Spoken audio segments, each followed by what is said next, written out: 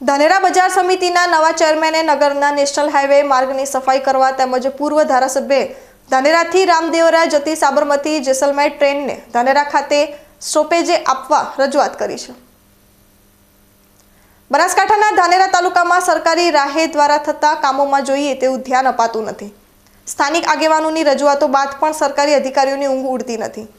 ધાનેરા શહેરમાંથી પસાર થતા નેશનલ હાઈવે રોડ પર ઘણા સમયથી સફાઈનો અભાવ જોવા મળે છે। સાથે સાથે હાઈવે રોડ પર બનાવેલ ફૂટપાથ પણ દેખાતી ન હોય। ધાનેરા બજાર સમિતિના ચેરમેન વિરલભાઈ પટેલે જાગૃત બની નેશનલ હાઈવે વિભાગને પત્ર લખી આ સમસ્યા દૂર કરી લોકોની રજૂઆતો પર ધ્યાન આપવા અપીલ કરી છે।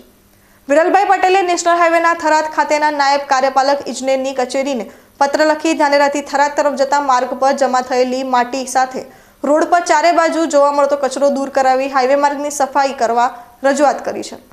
આ માર્ગ મુખ્ય નેશનલ હાઈવે માર્ગ હોય વાહનો તેમજ નાગરિકોની અવરજવર પણ વધુ રહે છે। ત્યારે વિરલભાઈ પટેલે આ નેશનલ હાઈવેની સફાઈ ઉપરાંત રેલવે પુલ પરની બંધ લાઇટો ચાલુ કરાવવા પણ રજૂઆત કરી છે।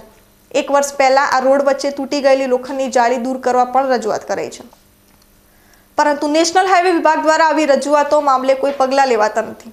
ત્યારે ધાનેરા બજાર સમિતિના ચેરમેને આ મામલે ધ્યાન આપી રજૂઆતોનો નિકાલ લાવવા લેખિત રજૂઆત કરી છે। એ જ રીતે ધાનેરાના પૂર્વ ધારાસભ્ય નાથાભાઈ પટેલે પણ ધાનેરા રેલવે સ્ટેશન પરથી પસાર થતી સાબરમતી જેસલમેર ટ્રેનને ધાનેરા ખાતે સ્ટોપેજ આપવા રજૂઆત કરી છે। ધાનેરા રેલવે સ્ટેશન એક સાથે 3 તાલુકાના નાગરિકોને રેલવે મુસાફરી માટે ઉપયોગી બની રહ્યું છે। ધાનેરા શહેર સહિત આસપાસના ગામોના નાગરિકો મોટા પ્રમાણમાં રાજસ્થાનમાં આવેલ રામદેવરા ખાતે દર્શન કરવા પણ જતા હોય છે।